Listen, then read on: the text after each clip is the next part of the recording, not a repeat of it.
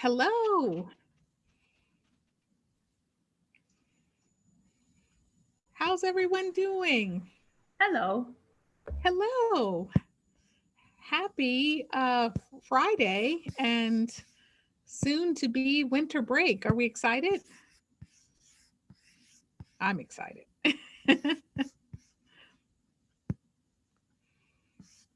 All right. Well, we're going to get started in just a minute or so.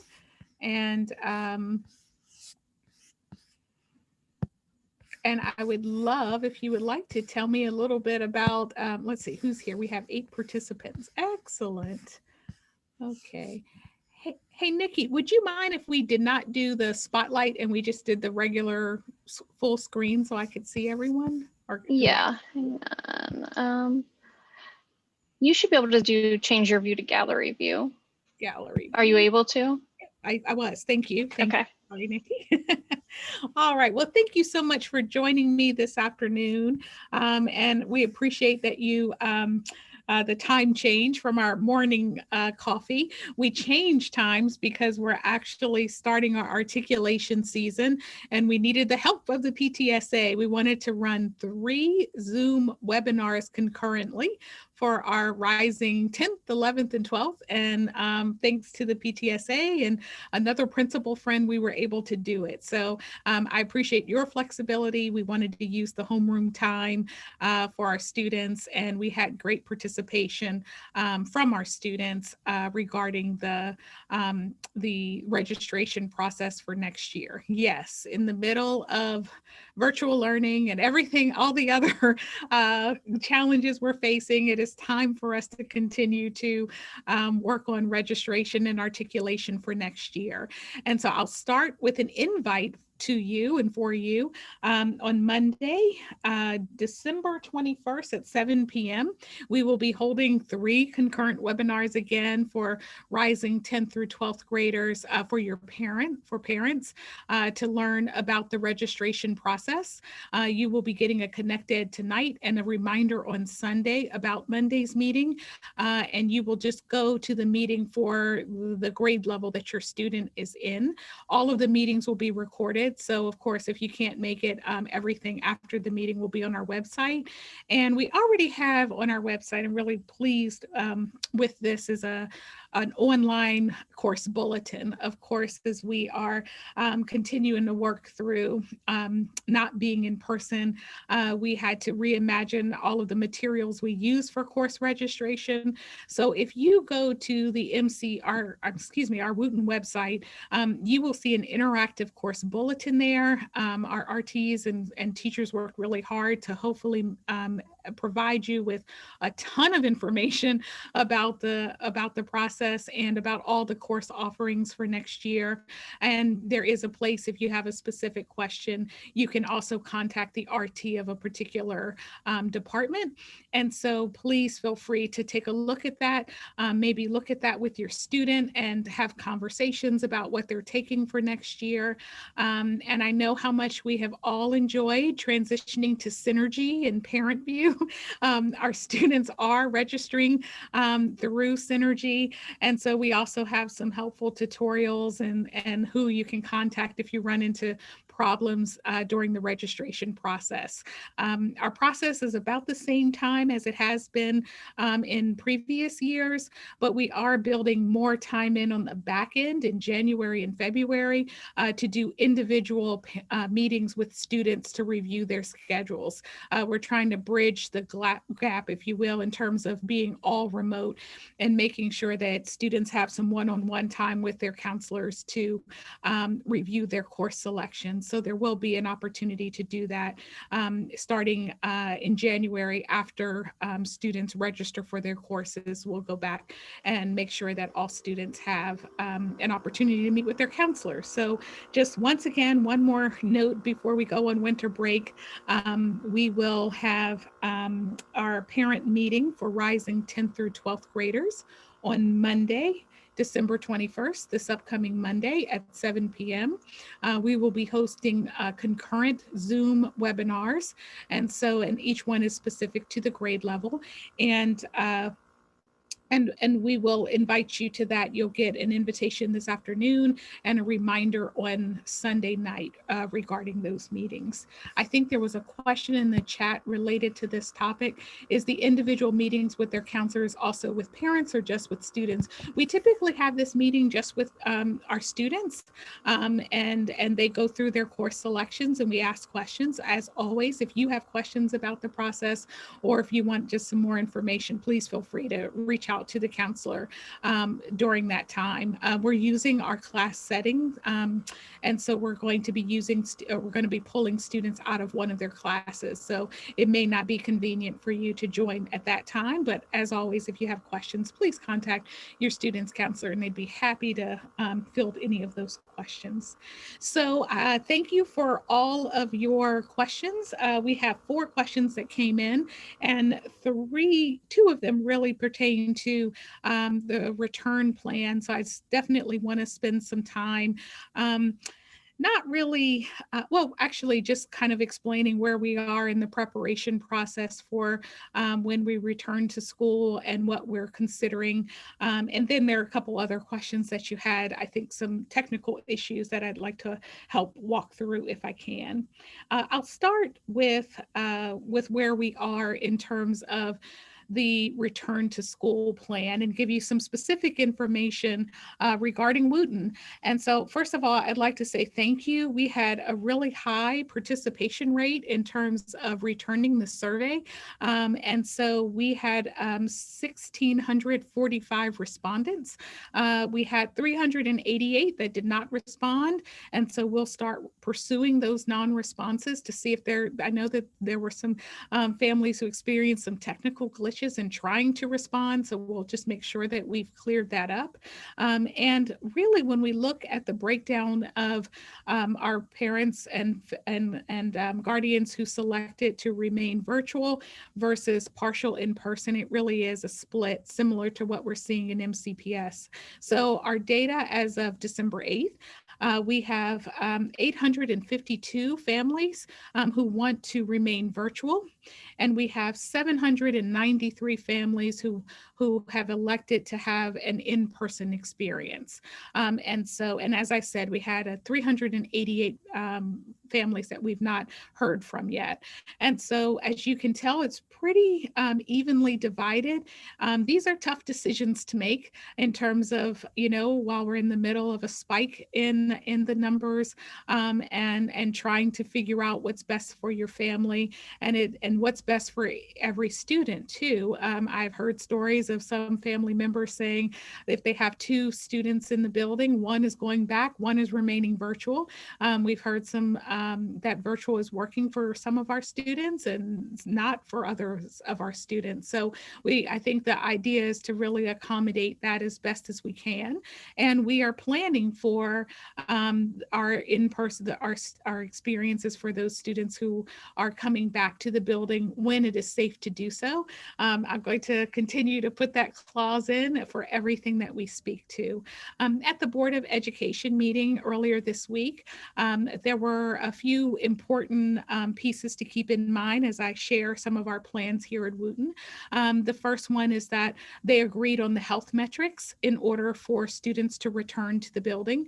And so they're definitely working with the CDC, and I apologize, I don't want to go into the specifics of the health metrics, but I think for me, the guidance was that they've agreed upon what the health metrics need to be in order for us to consider the possibility of students returning to the building. And then another really important decision that was made is that they were postponing the phase 1 students to February 1st. And they were originally our phase 1 students, and I'll describe who that group is in a moment. But our phase 1 students have now, they've been moved to February 1st to come in. So our phase 1 students is our students in our school community base, our special education program. They would come in first alongside some of the 12th graders who are in college CTE programs that they need for program completers. And so that's the first set of students that would be coming in if if the metrics allow, February 1st. There hasn't been a decision made yet regarding when the next phase of students would be coming in. I think that they are considering, of course, that transition, and there are lots of questions that still remain around how often students would be coming into the building. Would they be accessing it for all 4 days? Would it be 2 days? What will be the start time to the in-person learning? There are a lot of details that we are beginning to work through now. Now that we have our numbers of how many of our families have chosen to come in, and also how many of our students would be in phase one. So what I appreciate that's happening now is that we're getting the data that we need to start to really see how this will work and how we are going to plan for the eventual return for all of the students that have indicated that they would want to come back. In addition, we continue to work on our virtual learning platform. Many of our students will remain virtual, and we want to make sure that that we continue to share our best practices, continue to understand what's working about our program, and make the changes and adjustments, or continue best practices that we know that have been useful for our students for first semester. So we really are trying to plan for both of those realities, and there are some, of course, implications of how we pull this off with staff members in the building, et cetera, et cetera. So that actually leads to the first question that I'd like to respond to. I received this question: will Wooten students be assigned to Wooten teachers for semester 2? The Board of Ed has mentioned that students could be assigned to other schools to accommodate logistical issues with the in-person learning plan. Could this happen at Wooten? What about kids who are enrolled in signature programs such as HNA, AOIT, etc.? Um, I heard some of this, but I don't think that that is the direction at all. I've not received any more guidance regarding that students would not be our students would not be at our school. I think we have a healthy number of students who are coming back with that 793. So we're planning for all of our students to be here. So that is not something that I think is actively explored at this time. And actually, I'm feeling pretty confident in saying no, that is not something we're considering. I would say this though, because we are planning for both virtual and in person, we have to make sure that we have staff members available. And so we may be making some shifts in terms of which teacher students have, depending upon how many students we're trying to plan for virtual versus in person. And so that is something that we are working through. We have data for each class for second semester in terms of how many in that class that's already planned, how many of those students are virtual versus how many of those students are planning to come back at in person. And so we may be making some changes. We will definitely have to make some adjustments and changes to our student schedule to accommodate that division, those who will remain virtual and those who will be in person. They're all going to be Wooten teachers, but it just may be that instead of the teacher A that was planned for your student to take English 10, it's now teacher B, because we have to match the teacher with the experience, whether it's virtual or it's in person. So again, that is the work that we're actively engaged in now, making sure that we are able to have a good sense of where our students will be in terms of their classes for second semester, and planning for when they return to the building. And we're also making, on the operations side, really doing a good walkthrough of the building to figure out all of the logistics of the building and navigating the building when our students return. So we've already started marking the building in hallways, in stairwells that are either up only or down only. We'll be modifying our classes to make sure that there aren't additional desks and things of that nature, and that there is a social distance in the classroom. So that's the work that we're doing as well. And we're also making sure that all of the air filtration, everything that relates to the safety of the building is up to code so that we can have our students and staff back safely. So with the information that we have, we are planning for our students to come back whenever that may be. And again, I just have to stress that everything that I'm saying relates to the metrics and relates to the number of cases that we have to, the positivity rate, et cetera, et cetera. And then we use those metrics to plan.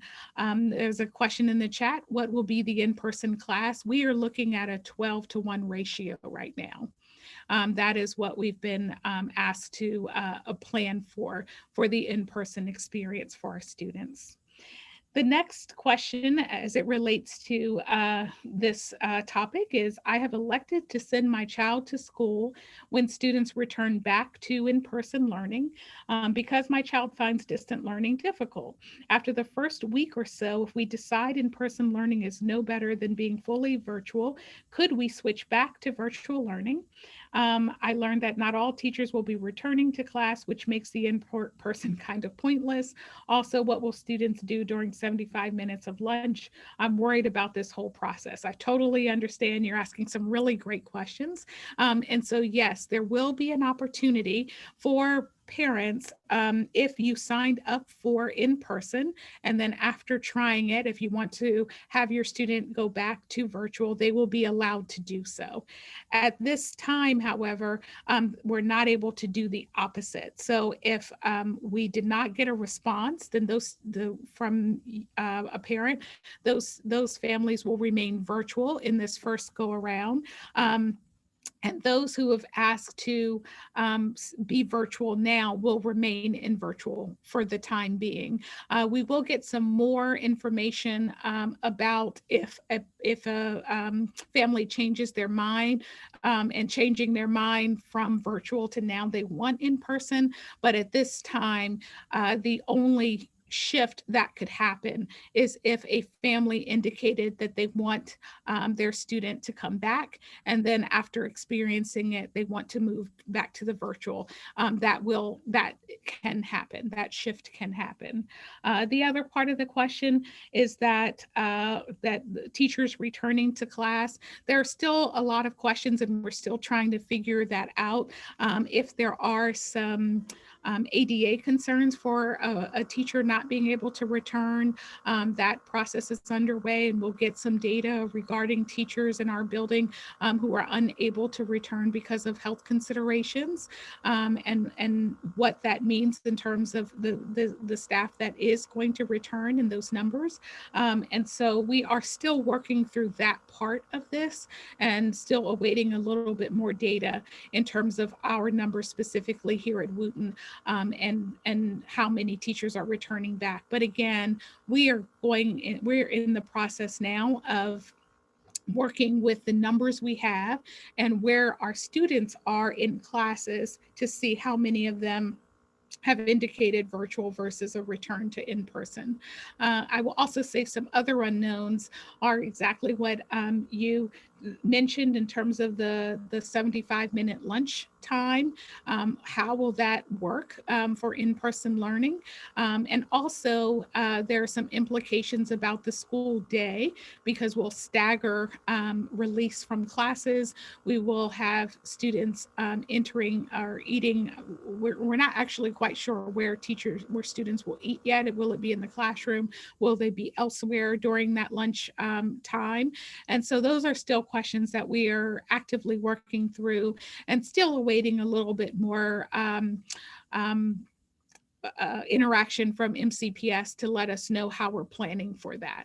And so, so we're still, again, trying to make sure we're thinking about all of these possibilities, thinking about the whole experience of the school day. But I will say this, yes, it's going to look different, right? Our students like to come to school because they want to socialize, they want to interact, they want to have time with their friends. And, you know, we have a really, really good community here, and they like to and enjoy spending time together. And of course, because of the virtual, or excuse me, because of the ongoing health concerns, we're not able to do that. So we do have to do a lot of work around social distancing, around not gathering, and that is counterintuitive to teenagers in a lot of ways. And so it really will be a different experience for them.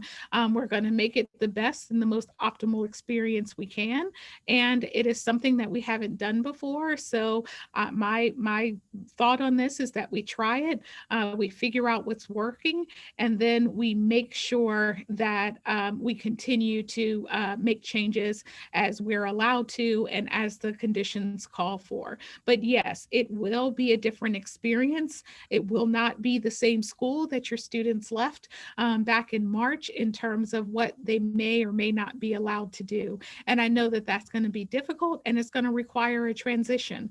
And so, and we're just going to have to work through it together. There was a question in the chat about spring sports. Any updates? Thank you for that question. The spring sports are still virtual and they're underway. I do understand, though, that they're looking at sports starting again when the conditions allow for schools to open in some way, shape, or form. So we're waiting a little bit more information about that. But as it currently stands, all spring sports will be virtual. And again, when health metrics allow, then we're very excited to be able to return to some form of in-person athletics when we're able to do so.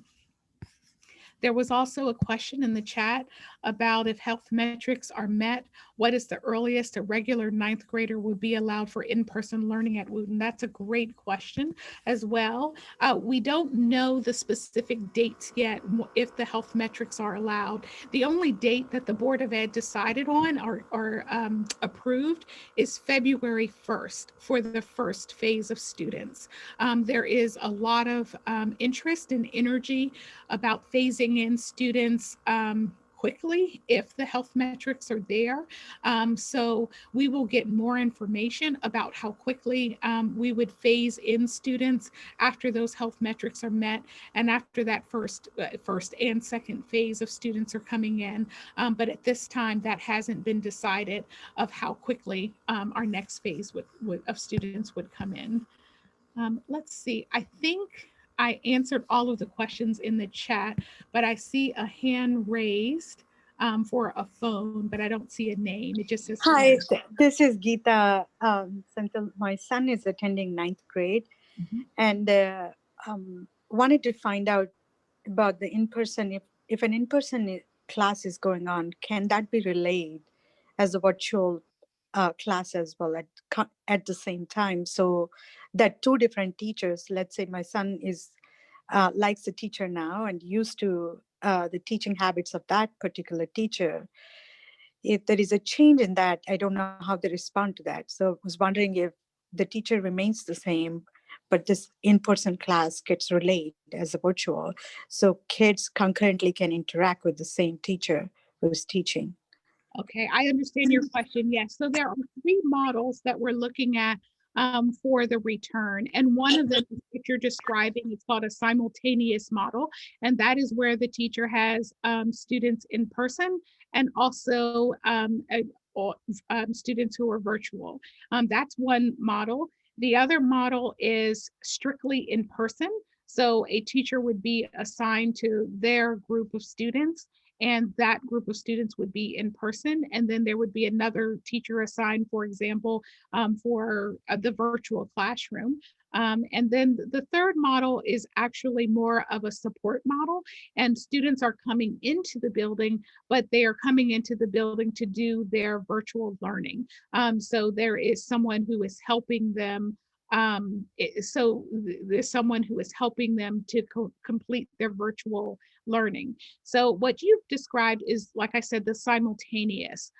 We haven't decided yet, and it's all going to be numbers driven, if we are going to be able to do simultaneous instruction, or because of our numbers, and our numbers are pretty high in terms of, and a pretty even split between personal return in person and virtual, that we would assign teachers to be in person, and then we would assign other teachers to be virtual.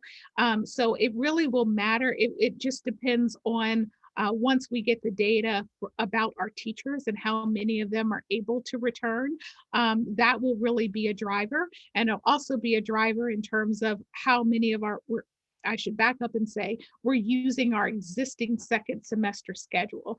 And at the end of every semester, students have a new schedule for second semester. Sometimes they have the same teachers, but they're just in different periods. Others times that students may have a change in a teacher for that second semester experience.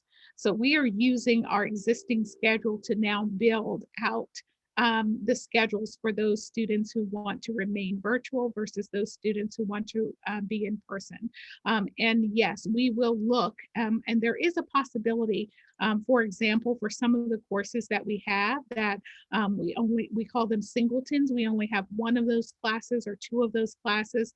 It may be a situation there where we would apply a simultaneous instruction. And that would mean that we would have the teacher in the classroom along with another, either a para-educator or another teacher, because it really is two different ways of doing instruction if you're on virtual and then you're in person. So we would have to have another staff member there to help facilitate in that model. But my point is that we are going to have to match the type of instruction model for students coming back in person and virtual to our data.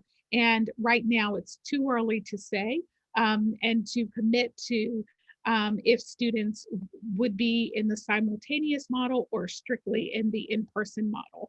And we're going to have to make some decisions in terms of how we then build out our classes or switch students and teachers to accommodate both of those realities. I think there was a related question in the chat that says, like students, have Wooten teachers been polled about preferences for in-person versus virtual? If they have been, then there is a percentage of preference. So that's not the way that MCPS approach teachers and staff members returning to the building. The presupposition is that all of our teachers and staff members will return unless there is an ADA reason why they cannot return. And the county is doing their due diligence to make sure that staff members are able to provide that documentation to the county and that it'll be approved. And then there will be some determinations regarding that. That is what we're waiting on now, is our data for Wooten High School. And we should get that shortly in terms of how many of our teachers can return. So at this time, there wasn't a preference regarding staff members returning like there was for our families. MCPS, their supposition is that all teachers and staff members should be available and ready to return to in-person learning, to return to the building rather, when the conditions allow for. Okay, one more question in the chat and then I'll go on to the other questions I received. Don't mean to ask an odd question. Trust me, there are no odd questions these days. But what is sports are virtual, i.e. baseball, lacrosse, soccer? What are virtual sports? Absolutely. Yeah, it is a really hard concept for me to wrap my head around as well. But essentially, what we have tried to do in the fall, winter, and of course the spring virtual seasons is to keep keep our students engaged and keeping them active. So our coaches have been doing a fabulous job to provide a number of experiences. So some of the experiences that they, as coaches, they are working with their students virtually, of course, to condition and to make sure that they're keeping in shape. Maybe some challenges that pertain specifically to the sport that they are involved in. The county has also put together speaker series for there to be guest speakers for the different clubs, or sorry, the different athletic teams, and of course, a time for our students just to gather and to be to be able to be together. Our athletic specialist, Mr. Lightsey, has also planned some activities for our students to engage in. It's tough, right? Because, you know, that's what we look forward to in athletics, is to get out and to actually practice and hone that craft and that sport. But I think the real thought is, how do we keep that spirit of being on a team? How do we keep our students engaged by being able to do in some sort of conditioning, to have some shared experiences, and to really just keep in just to be encouraged by having their teams and their teammates around. So that's the idea of the virtual season, and hopefully through that, our students will have again a sense of belonging, a sense of engagement, some encouragement, and keeping connected with their teammates. All right, I want to make sure that I get to, there are two other questions that don't pertain necessarily to the return to school. One is about, why is there a disconnect and misalignment between the grades and assignments on ParentVUE and MyMCPS? Why were parents' access to MyMCPS removed? It's extremely frustrating as a parent to keep track of my child's grades and performance. I think that this has been a challenge as we move to ParentVUE and using Synergy. I reached out to the head of our technology department for MCPS. There is a way that parents can continue to be observers in MyMCPS. That is a possibility, so that you can see the assignments that are in MyMCPS. If you want to give me a specific, if you let me know, if you're here and you let me know who wrote this question, I do have some resources that I can share in terms of helping you navigate that. And also for ParentVUE and MyMCPS, and why, in terms of the grades, here is the difference between the two. The grades you see in ParentVUE are the actual grades your student has earned up until this point, or what's being captured as graded work for the quarter. The grades in MyMCPS, those are usually to let students know where they are in a particular concept, but they are not graded. That's not graded work that's going to go to for their grade. Part of the reason that this is happening so much this year is because, you know, we're trying to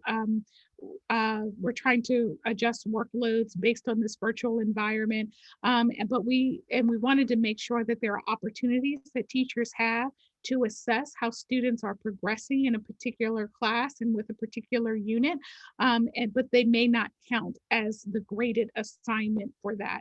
So your go-to to know where your student is for the grade is going to be in ParentVUE. If a teacher is utilizing MyMCPS to show progress towards a particular goal, concept, etc., then you can see that work in MyMCPS, but it is not work that's going to count as part of their final grade. So that is why there is you see the difference between MyMCPS and Synergy in terms of graded work. And again, I think you put it in the chat for me. Thank you very much. And hopefully we can spend some time figuring out if the resources that you need, so that you can go into MyMCPS for the to be an observer there. There has also been, very nice question. Has there been any discussions, plans by MCPS about summer school program? Yes, we are starting to gear up For summer programs, we offer a summer program here at Wooten every year, and we plan to offer that again this year. In addition, MCPS offered a really comprehensive summer program for last year, and there's going to be something similar. Yours truly gets to sit on a work group about summer planning, so I'm very excited. So hopefully I'll have information soon to share with you about the plans for summer program, but please make sure to look for our information. We hopefully would have it up by February, early March. We just want to make sure that it aligns with what MCPS is offering. And another great question, do I have dates yet? No, ma'am, I do not have dates yet.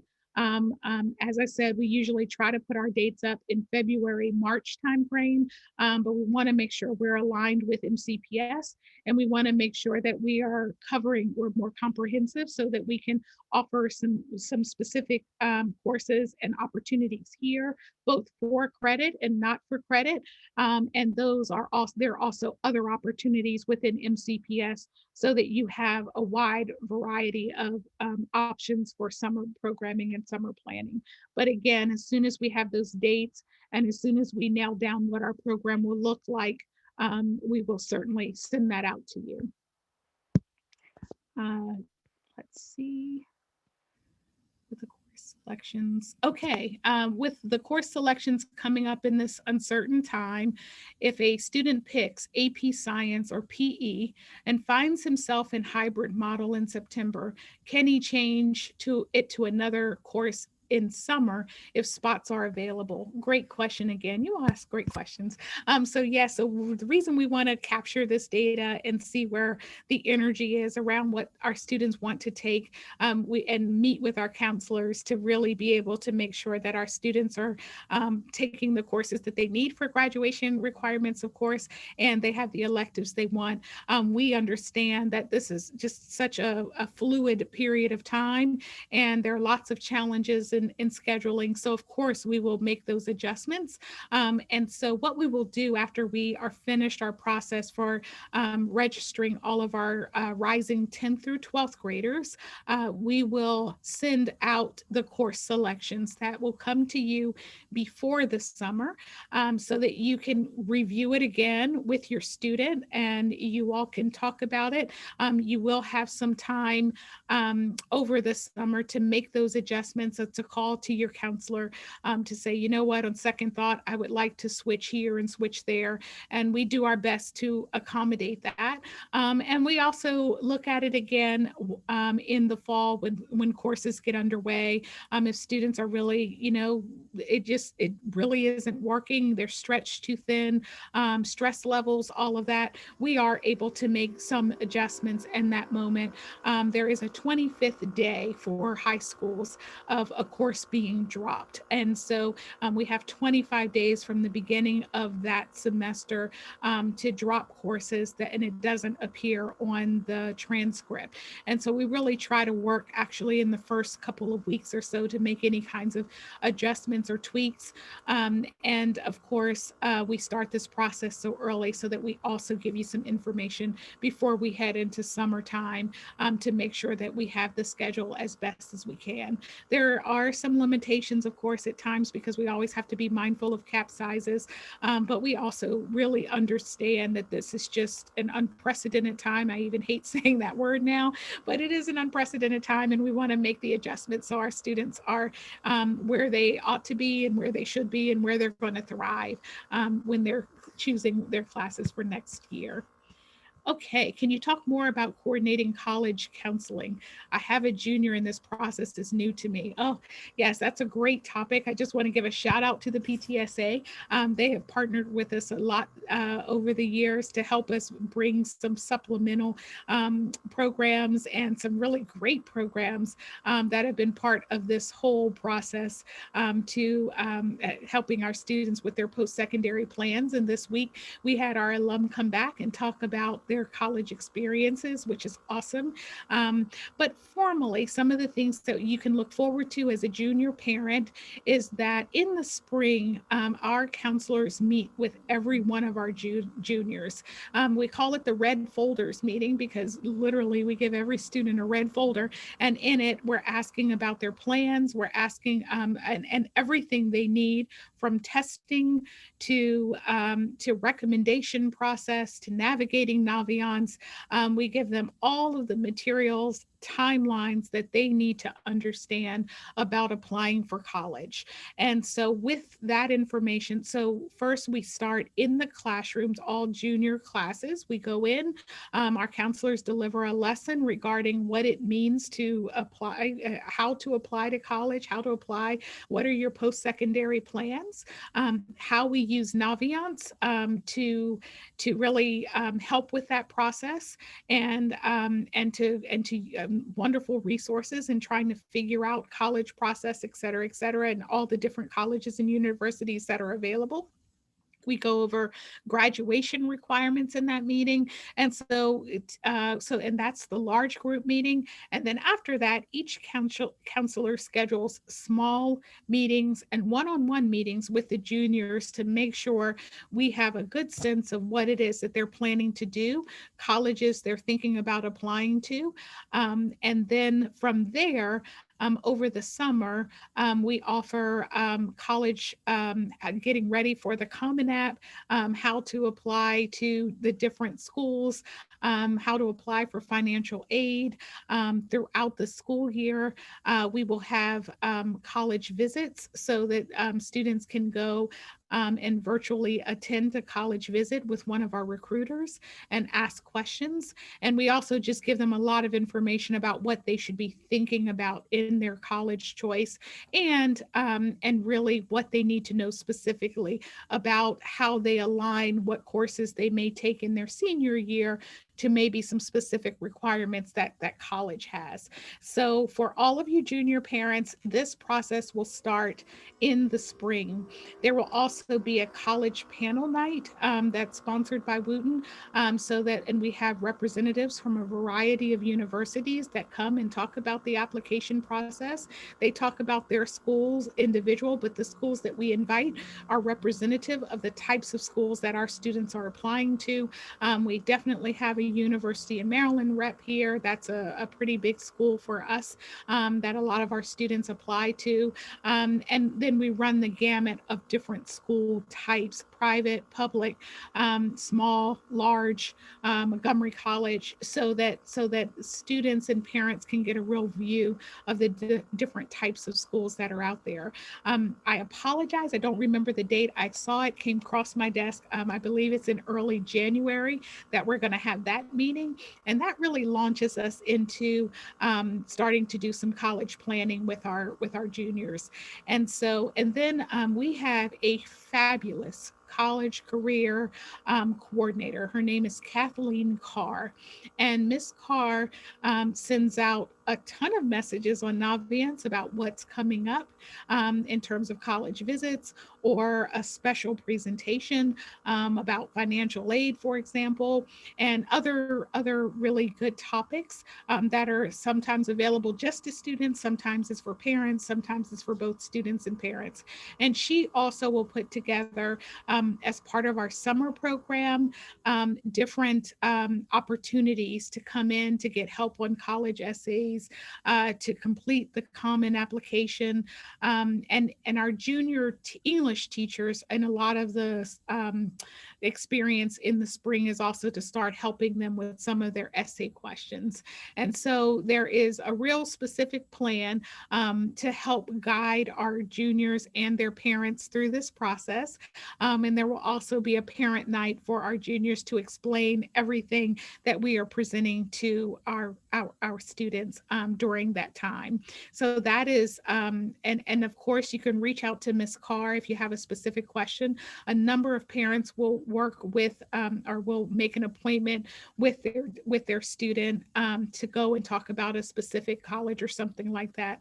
And she's available to do that over the summer or leading up to the summer if you would like that information a little earlier.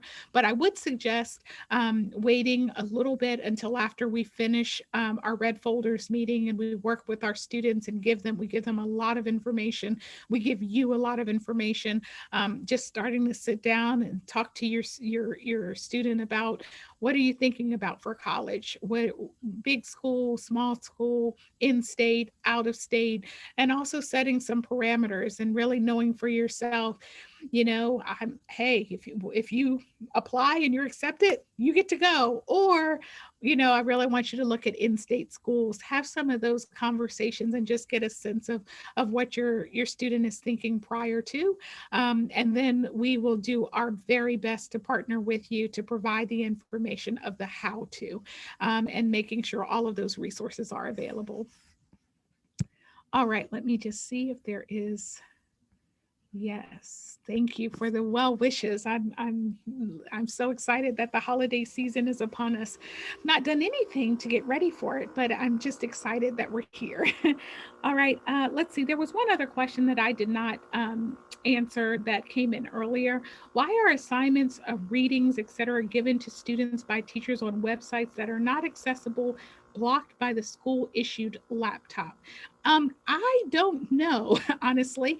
Now, there are times we do have to make sure we have permissions for our students to visit certain websites. Like, for example, we had to get permission for YouTube and for some of the other programs that we are using. And so if you would not mind telling me who wrote this question so I can go back to make sure that our permissions are up to date for your student, because it's one or two possibilities. One, there may be a technical glitch, and so the teacher is loading this material, but for whatever reason, it's not being able to be viewed on the school issued laptop. Or two, it could be that that we didn't have a current permission, so it's blocked from your student being able to access it. Either way, we need to problem solve it. Thank you for putting your name in the chat, and I will be reaching out to my my IT person to see if I can find out exactly why that's happening. Okay, I think I have answered all the questions in the chat, as well as the questions that came in ahead of time. So if you have any other questions, or if you would like to unmute yourself, please feel free. We have some time.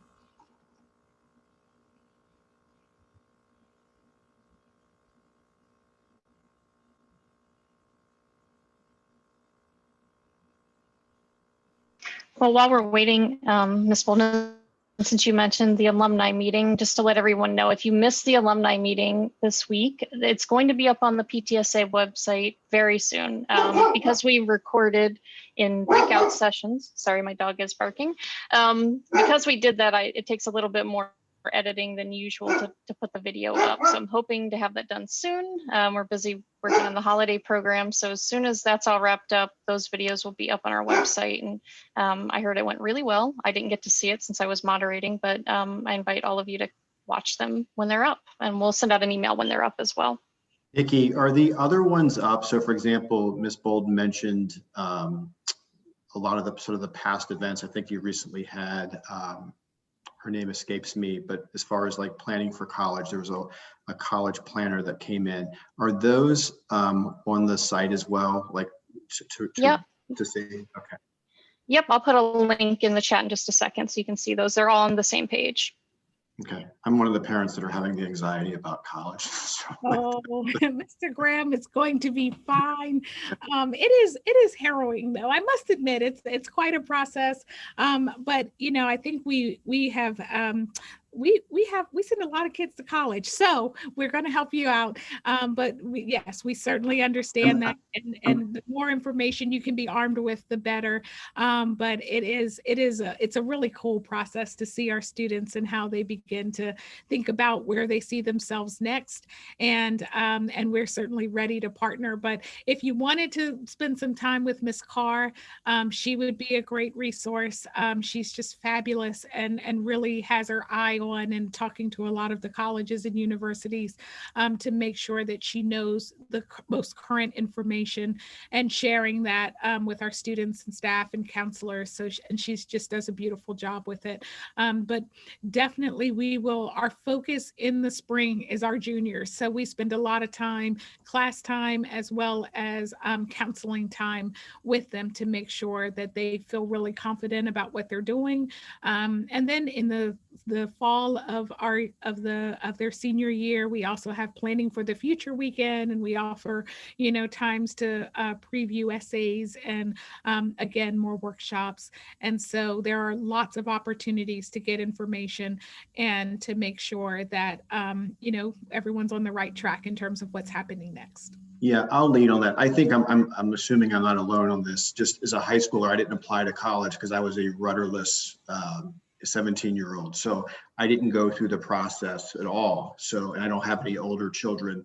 So the whole process is new to me. It wasn't something that I did in high school to go, oh, I remember this, I remember that. So I do appreciate the resources that you guys are providing. And at some point I'll reach out to Ms. Carr. So thank you. Absolutely. And yes, and our goal really is to make sure that we have a plan for every one of our students. For a lot of our students, they go on to university, 2- and 4-year university.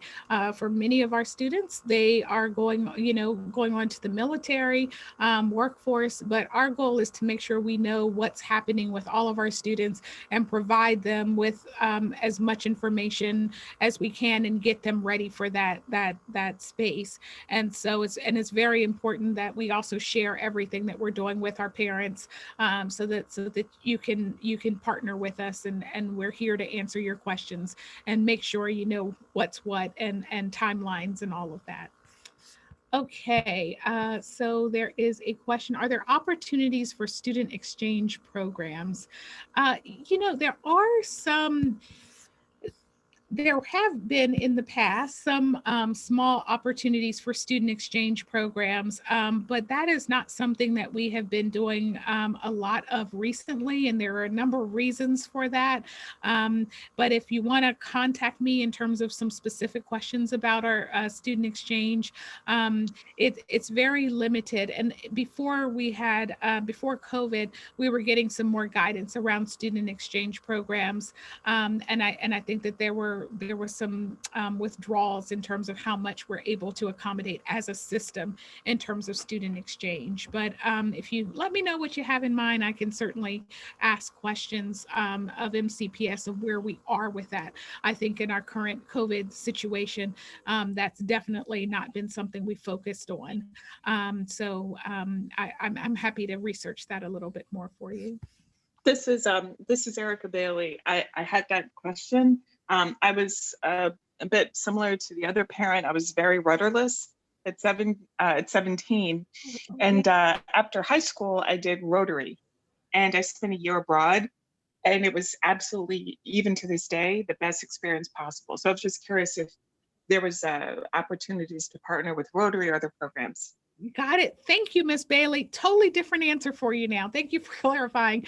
So we do talk to the kids about a gap year, and we also bring in different organizations that exactly what you described, that's part of a gap year. And for those of you who don't know what a gap year is exactly what Ms. Bailey described, is that before going to college and just trying to find oneself, that they have experiences either working or volunteering, traveling, and yes, and so now it's a whole thing. You did it probably before it became a thing, but we call it a gap year. And Ms. Card also provides information for students about how to plan a gap year, what some possibilities are in that gap year.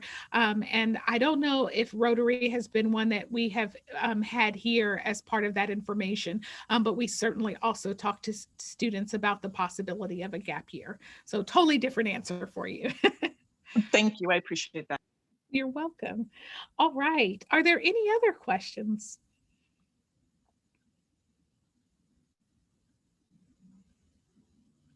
Well, before we leave, I just first always have to do this because our PTSA has been tremendous to us and for us in doing so much to keep spirits bright, to provide much needed resources to the school community, and all of those little extras that really define us as a community. I'm thinking now of the holiday giving project that's underway and helping to ease the burden of some of our students in our community. And I want to say thank you to our PTSA for sponsoring it and for facilitating it and for all the work that goes into that, and everything else that's been provided. At every turn, I may be calling the PTSA and say, what about this? And the answer is typically yes. The PTSA has sponsored grants for teachers to learn more about virtual learning. They've supported our students with the logo design.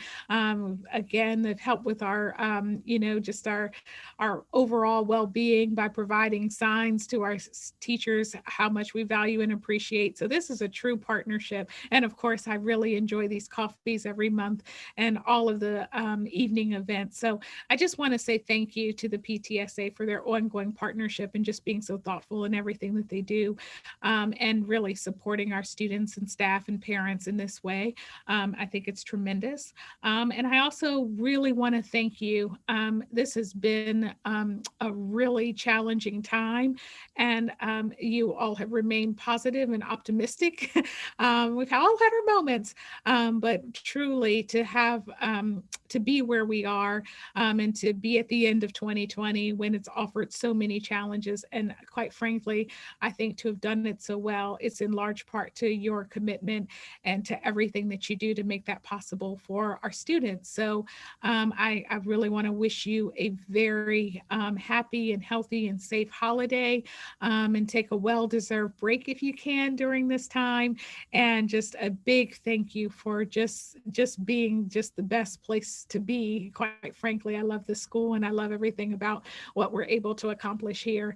And in large part, it's because of you. So thank you for being engaged and really energized in our community. And happy holidays to you. And after I said that, one more question about SSL came in. SSL, is there a resource to help provide ideas during COVID times? Yes. If you go on our website, we have an SSL page. That page will link you to current things that are happening for SSL. And you can also reach out to Mr. Chris Thompson.